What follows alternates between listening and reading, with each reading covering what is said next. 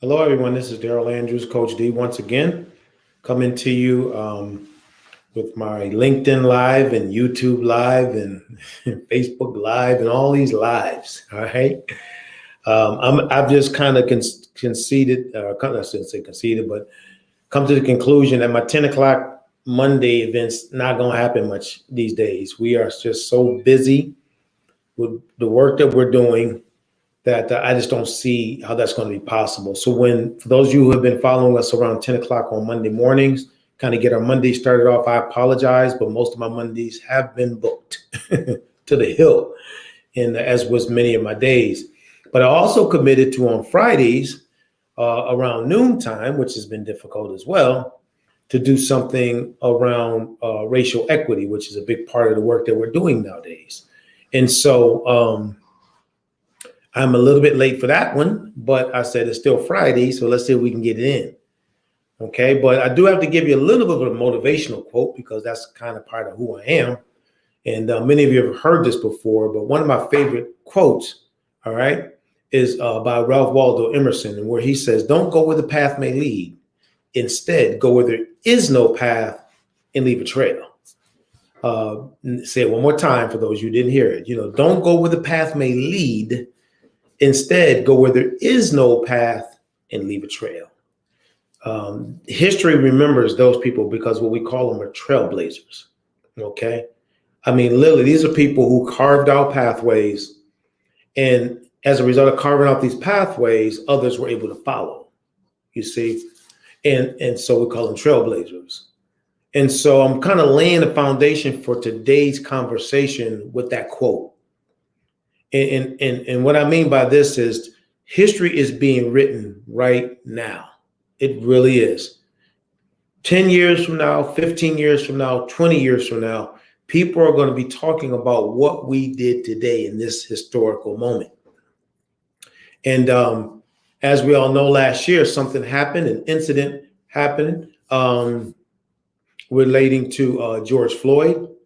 And that got this ball rolling with this whole, racial equity, diversity is just a big push. A lot of people hiring global diversity not consultants, but managers and directors, and it's probably the fastest growing job in the country.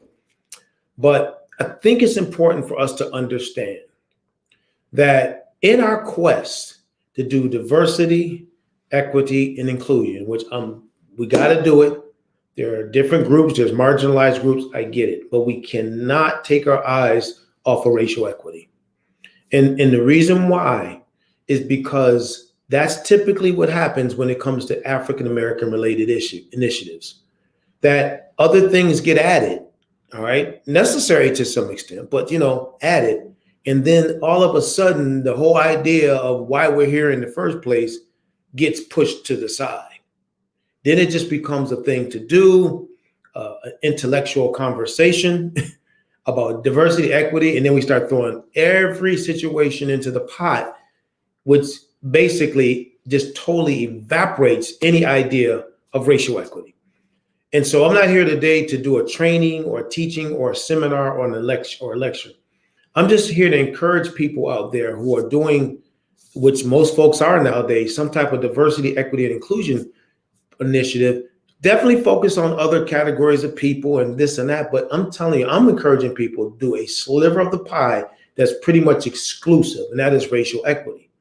And I think a lot of times people struggle with trying to do specifically racial equity because it's the area that a lot of people contend with the most. It's a challenge.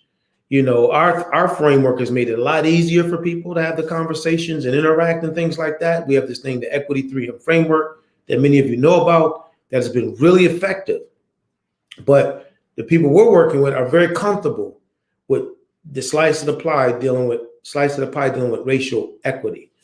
Because I'm just kind of looking at all this. I'm sitting in a lot of meetings and having lots of conversations with people. And I'm noticing more and more people are just saying, well, we're going to add this and we're going to add that. We're going to add this. We're going to add that. And here's what I'm going to have to say to that. One, treat all human beings equal and you'll be good to go, period. Treat all human beings with decency and you'll be good to go.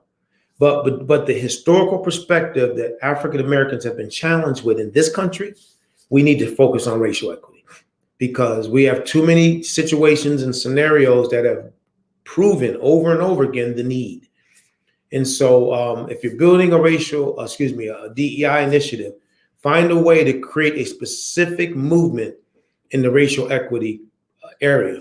Because if not, what typically is going to happen is we are going to end up with it mixed into the pot and totally just not even a priority. I've seen it happen for years. Like when diversity started 40 years ago, it was primarily because of African Americans, or race.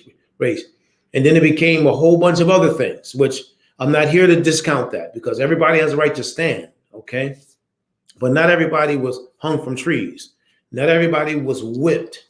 Not everybody was, denied opportunities to go to colleges and universities and had to have police escorts to take them into schools. When you look at the history of Black Americans, a lot of this has evolved gotten to where it is because of the struggles and the challenges and things of that nature. So, like I said, I'm not trying to discount any other area, because we do our work. We talk about diversity, equity, inclusion, but our big slice of the pie is racial equity, because I don't want to see us 10 years from now and then all of a sudden we're back here again because of something that happened. We say, we got to get serious about this.